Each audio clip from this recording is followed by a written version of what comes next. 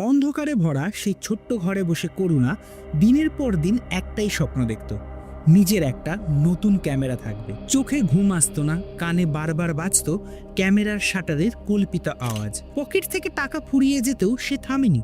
নিজের কষ্টার্জিত প্রতিটা টাকাই জমিয়ে রেখেছিল শুধু সেই এক স্বপ্নের জন্য। অবশেষে সেই দিন এলো। নিকন Z6 III, একটাই নাম যেটা শুনলেই বুকের ভেতরে ঝড় বয়ে যায় করুণার। ক্যামেরার বাক্সটা হাতে তোলার মুহূর্তকে আমরা আর সাধারণ রাখিনি।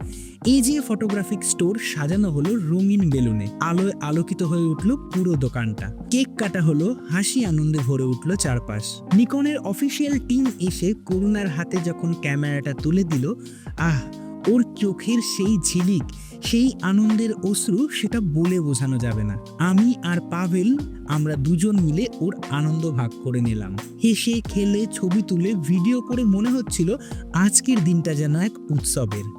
শেষে সবাই মিলে মিষ্টি মুখ, আর করুণা বলল, ক্যামেরা পেলাম, এখন থেকে তোরা সাবধান, আমার লেন্সে ধরা পড়লে আর রেহাই নেই।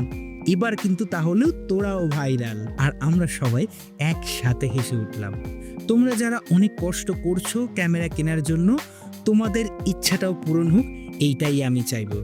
আজকের মতন এখানেই, দেখা হচ্ছে নেক্সট কোনো ভ্লগে।